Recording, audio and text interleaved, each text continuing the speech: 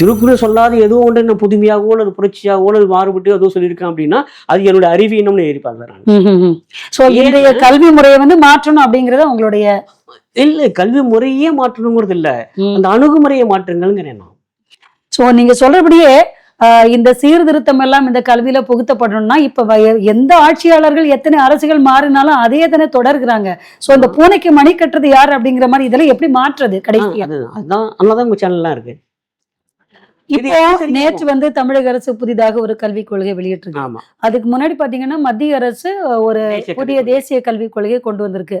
இந்த 2 கல்விக் கொள்கைகளுமே நீங்க சொல்லப்பட்ட விஷயங்கள் எல்லாம் மாணவர்களுக்கு கொண்டு செல்லும்படியான விஷயங்கள் இருக்குதா? இல்ல இல்ல, ஏன்னா அவங்க ஓப்பனா அப்படியே கொடுங்க, டிக்ளரேஷன் அப்படிதான் கொடுக்காங்க. we are going to provide technology based education அப்படிதான் சொல்றாங்க. பிரகடனமே அதுதான். the very declaration of the policy starts with this statement. என்ன அப்படின்னா we are going to provide technology based education. எனக்கு வேண்டாமே, அவங்களுக்கு மொழி முக்கியம் இல்ல, அவங்க திறமை முக்கியம் இல்ல, அதெல்லாம் கூட இல்ல. என்ன வேணும், இண்டிவிஜுவாலிட்டி பேஸ்ட் எஜுகேஷன் வேணும். எனக்கு எனக்கு என்னை அடிப்படையாக வைத்து நான் முன்னேறணும். அவங்க யாரோ சொல்ற அந்த ஒரு டெக்னாலஜி எனக்கு கொடுத்து அந்த டெக்னாலஜி வச்சு நான் போறேன் அப்படின்னு வச்சுங்களேன். நான் பொதுவாக சொல்வது உண்டு அந்த அர்த்தமே, ஏணி வைத்து ஏறுகிறவன் ஏணி உயரம் தான் ஏறுவான். எப்பவுமே சொல்றது, ஒரு ஏணி கொடுங்க, அது மேல ஏறினா ஏணி எவ்வளவு உயரமோ அவ்வளவு தான் ஏறுவான். அப்புறம் என்ன பண்ணுவான், இப்போ ஒரு மதில ஏறும்போது ஏணி வச்சுதானே ஏற முடியும், இப்படி தூக்கி ஏறுவான், அதுக்கு முடியாது. ஆனா நாங்களும் சொந்தமா மரம் ஏறி கத்துக்கிட்டவங்க, சரிங்களா? எங்களால எவ்வளவு உயரம்லாம் ஏற முடிகிறது. ஆனால் இப்ப இருக்கிற இளைஞர்களுக்கு ஏன் உயரணும்னு ஏற முடிகிறது, அதுக்கப்புறம் ஒரே ஒரு அங்குலம் மேலே ஏறணும் கூட மூச்சு முட்டு தோணும்.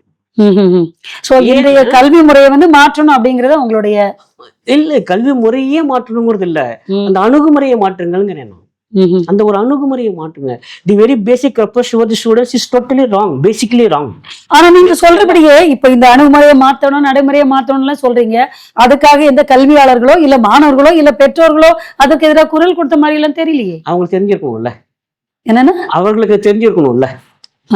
there is ignorance everywhere. அறியாமை தான் இன்னைக்கு அதிகமா இருக்கு எல்லா இடத்துலயுமே. அவர்களுமே நம்புறாங்க இதுதான் சிறந்த கல்வின்னு, அவர்களுமே நம்புகிறார்கள். அதான பிரச்சனையே. அவர்களுக்கு அது தவறு என்று தெரியாத எப்படி குரல் கொடுப்பாங்க? அப்ப மக்களும் அறியாமையில தான் இருக்காங்க அப்படின்னு சொல்றீங்க. அரசே எப்படி இருக்கு, அப்புறம் மக்கள் பத்தி என்ன சொல்றாங்க? கல்வியாளர்கள் எப்படிதானே இருக்காங்க, என்ன பண்ண முடியும்? இப்ப யோசிச்சு பாருங்களேன். திரும்ப சொல்றேன், ஹாலிஸ்டிக் எஜுகேஷன் அப்படிங்கிறது நான் புதுசா சொல்லக்கூடிய ஒரு எஜுகேஷன் இல்ல, சரிங்களா? எல்லாவற்றை பற்றியும் தெரிந்து கொள்ள வேண்டும்ங்கிறது ஒண்ணு. இந்த விஷயத்த நான் அரசு பள்ளி மாணவர்களை கொஞ்சம் பாராட்டுவேன், ஓரளவுக்கு பாராட்டுவேன், இப்போது கூட பாராட்டுவேன். என்ன அப்படின்னா, ஒரு எல்லாருக்கும் புரித மாதிரி உதாரணம் சொல்றேனே. ஒரு ஆசிரியர் வர்றாரு, அவருடைய 2 வீலர் நிறுத்தி வச்சிருக்காரு, 2 சக்கர வாகனம். அது வந்து ஸ்டார்ட் ஆக மாட்டேங்குது. ஒன்னே 2 பசங்க வராங்க, நகருக்கு சார் நாங்கள் பார்க்குறோம் அப்படின்னு சொல்லி ஏதோ பண்ணி ஸ்டார்ட் பண்ணி கொடுக்குறாங்க. கிளாஸ் ரூம்ல ஒரு லைட் எரியல, இவங்களே ஏதோ பண்றாங்க, லைட் எரிய வைக்கிறாங்க. ஃபேன் சுத்த மாட்டேங்குது, ஃபேன் சரி பண்றாங்க. ஜன்னல் உடஞ்சி போயிருக்கு, அந்த ஜன்னல் ஏதோ ஒன்று வச்சு கட்டியோ அல்லது ஒட்டியோ ஏதோ ஒன்று பண்ணி அந்த ஜன்னலை திரும்பவும் ஒழுங்கா ஒரு லைட் கொண்டு வந்து வைக்கிறாங்க. பசங்க தானாக பண்றாங்க. எத்தனை தனியார் பள்ளியில மாணவர்களால் செய்ய முடியுது நீங்க யோசிச்சு பாருங்க. எத்தனை தனியார் பள்ளிகளில், உயர் தனியார் பள்ளிகளிலே கூட பாடமுறையை தாண்டி எந்த ஒரு விஷயம், ஒரு பிளம்பிங் வேலையோ ஒரு எலக்ட்ரிக் எதுவுமே அவங்களுக்கு தெரியல. பக்கத்துல ஒரு விஷயம் இருக்கு, அது கேள்வி கேட்டாங்கன்னா அது இருக்கிற பதில் சொல்ல முடியும். ஆனா இன்னொரு விஷயத்தை நீங்க எடுத்துக்கிட்டீங்கன்னா, இந்த தனியார் பள்ளி மாணவர்கள் அரசு பள்ளி மாணவர்கள் அப்படின்னு எடுத்தும்போது நீங்க சொன்ன இந்த குறிப்பிட்ட விஷயங்கள் அந்த பிள்ளைங்கிட்ட இருக்கு, இவங்ககிட்ட இல்ல. ஆனா சில அடிப்படை ஒழுக்கங்கள் வந்து நம்ம கம்பேர் பண்ணும் பொழுது இந்த தனியார் பள்ளி மாணவர்கள்ட்ட அவங்ககிட்ட வந்து கொஞ்சம் லேகா இருக்கு. அவங்கள வந்து கொண்டு போறது, அவங்கள வந்து வழி நடத்துறது சரியில்லையா, இல்ல அவங்களுக்கு அதற்கேன ஒரு கட்டமைப்பு அவங்க பள்ளிகள்ல கொடுக்கப்படவில்லையா, அவங்களுக்கு சொல்லித்தரலையா, அறம் சார்ந்த வகுப்புகள் இல்லையா, இல்ல ஒழுக்கத்திற்கான வகுப்பு இல்லையா அப்படின்னு போகும்போது அங்க நிறைய விஷயங்கள் வந்து சமூக சீர்கேடான விஷயங்கள், தவறான விஷயங்கள் வந்து அந்த பிள்ளைகிட்ட நிறைய இருக்கு. அவங்களையெல்லாம் இப்படி சீர்திருத்தி இந்த வழிக்குள்ள கொண்டு வருது இல்ல. இப்போ என்னை பொறுத்தவரையில ரொம்ப ரொம்ப ஆழமாக நம்புகிற ஒரு விஷயம் என்ன அப்படின்னா, நம்முடைய தமிழ் சமுதாயம் ஒழுங்கு இனத்தின் உச்சியில் இருக்கிறது. அதுல எனக்கு சந்தேகமே இல்லை. இப்படி இருந்ததில்லை. அதாவது ஒழுக்கம் என்ற பண்பாட்டை உலகிற்கு சொன்ன தமிழினம் இன்று ஒழுங்கினமாக இருக்கு. அப்படின்னு ஒழுங்கினத்தின் உச்சியில் இருக்கு, கொஞ்சம் கொஞ்சமா இல்ல, உச்சியில இருக்கு. ஏன்னா 30-40 ஆண்டுகளுக்கு முன்பு பார்த்த தமிழகம் இது இல்லை. நான் 50 ஆண்டுகளுக்கு முன்பு பார்த்த சென்னை இது இல்லை. நான் ஒரு 60 ஆண்டு உலகம் முழுக்கமே அப்படித்தானே இருக்கு. அதை நம்ம ஏத்துக்கிட்டே ஆகணும். உலகத்துல நவீனம் வந்திருக்கிறது, ஆனா ஒழுங்கினம் வரல. அப்படின்னா நம்முடைய வெளிநாட்டு கலாச்சாரம் இந்திய கலாச்சாரம் கம்பேர் பண்ணும்போது அங்க உள்ள கலாச்சாரம் ரொம்ப மோசமா தானே இருக்கு. இல்ல நீங்க கலாச்சாரம் பண்பாடு நம்ம எதை வச்சு சொல்லுகிறோம் அப்படிங்கிறது தான். இங்க நாம் எதையெல்லாம் விழுமியங்கள் என்று சொல்லுகிறோமோ ஒழுக்கம் தவறு போதுதானே கலாச்சாரம் பண்பாடு தவறு சொல்லுகிறேன். ஒழுங்கீனம் என்பது மாறுபட்டது. It does not mean simply immorality. It is something more than that. ஒழுங்கீனம்ங்கிறது என்ன அப்படின்னா, நாம் நீங்க தனி மனிதரை சொல்றீங்களா இல்ல சமுதாயத்தை சொல்றீங்க? சமுதாயத்தை தான் சொல்றேன், மொத்தமா எல்லாரையும் தான் சொல்றேன், என்னையும் சேர்த்து தான் சொல்றேன்னு வச்சுக்கோங்க. அப்போ மேலை நாட்டிலிருந்து அந்த தத்துவங்கள் வாழ்வியல் முறைகளை வைத்துக் கொண்டு அது ஒழுங்கீனம் என்று நாம் சொல்கிறோம் இல்ல, அப்படி இல்லை. ஆனால் அங்கேதான் உங்களுக்கு தெரியுமா, அங்கேதான் ஒரு பொது வாழ்க்கைக்கு வருகிறவர் மிக நிச்சயமாக ஒழுக்க நெறியில் இருக்கிறவராக தான் இருக்க முடியும், இல்ல இருக்க முடியாது. அது உண்மைதான்.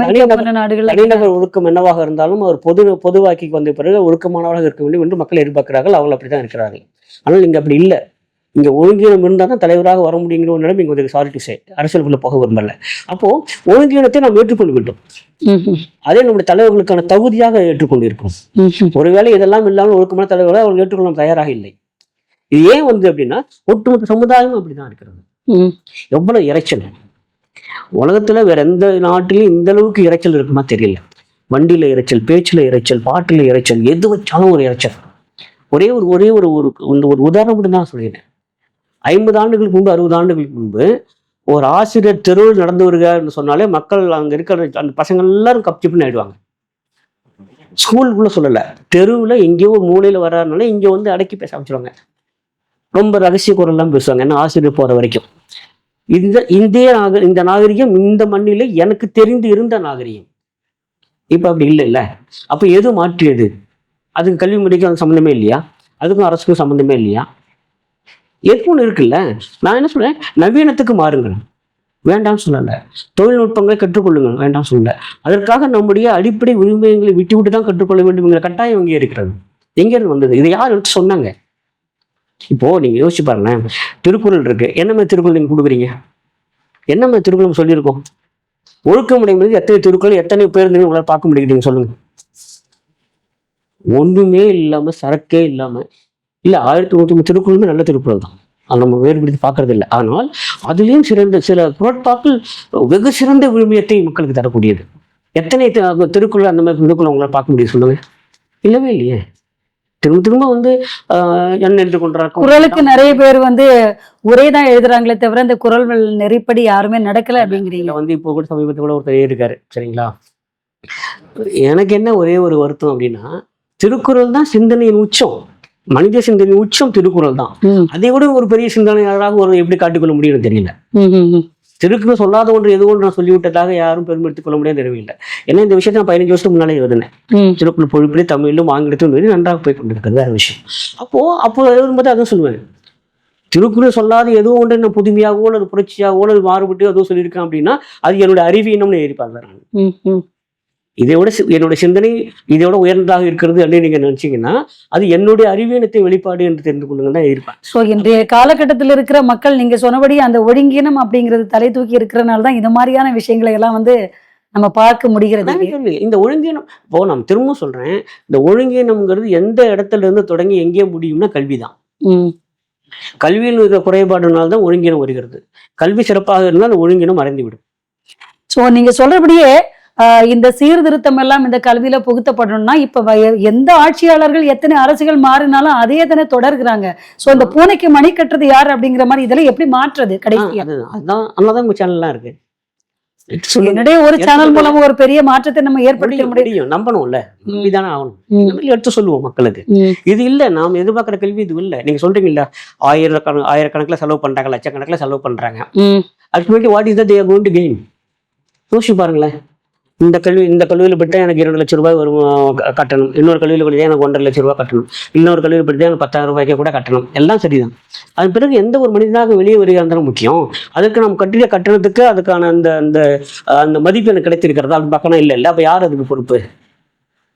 திரும்ப என்ன பண்றேன், எனக்கு இங்கே கொடுக்கக்கூடிய புத்தகம் எனக்கு இங்கே அச்சிடப்பட்ட புத்தகமாக இருக்கும். ஒரு உயர்கல்வி நிறுவனத்துக்கு போனால் அங்கே அச்சிடப்பட்ட புத்தகம் டெல்லியில் அச்சிடப்பட்டதாகும், இல்லை வேற எங்கேயோ வெளிநாட்டில் அச்சிடப்பட்டதாக இருக்கும். அவ்வளோதானே. வேற என்ன கொடுக்க போறீங்க? இங்கே நீங்கள் 60 மதிப்பெண் கொடுங்க, அங்கே 80 மதிப்பெண்கள் கொடுப்பீங்க. இங்கே நான் படிச்சுட்டு போனால் எனக்கு 40,000 ரூபா சம்பளம்னா அங்கே படிச்சுட்டு போனால் எனக்கு 80,000 ரூபா சம்பளம் கிடைக்கும். வேற என்ன இருக்கு? அப்போ அறநெறிங்கிறது கல்வியினுடைய ஒரு இன்டெக்ரல் ப்ராடக்ட். ஆனால் ஒரு இன்டெகிரல் பார்ட் அது பிரிக்கப்பட முடியாத உள்ளடங்கிய ஒரு பாகம் அது. அதை நீக்கி விட்டு கல்வி அப்படிங்கிறது எப்படி இருக்கும்னா காற்று இல்லாத பலூன் மாதிரி தான். என்ன நேயர்களே, கல்வி என்பது அறம் சார்ந்து ஒழுக்கம் சார்ந்து இருந்தால் மட்டுமே மாணவர்களால் அந்த கல்வியின் மூலமாக தங்களுடைய வாழ்க்கையின் அடுத்த கட்டத்தை செல்ல முடியும், பல உயரங்களை தாண்ட முடியும். சோ அது வரைக்கும் நம்ம இந்த கல்வியில் சீர்திருத்தம் செய்ய வேண்டியது மக்களாகிய நமது கடமை, சமூகத்தின் கடமை அப்படிங்கறத ஆணித்தரமாக அறுதியிட்டு இங்கே சொல்லி இருக்கிறார் கல்வியாளர் திரு பாஸ்கரன் கிருஷ்ணமூர்த்தி அவர்கள். இந்த அரங்கத்திற்கு உங்களது நேரத்தை ஒதுக்கி வந்து எங்களுக்காக உங்களுடைய நேரத்தை செலவிட்டதற்கு மிக்க நன்றி. தொடர்ந்து பயணிப்போம் அடுத்த நிகழ்ச்சியில். நன்றி, வணக்கம்.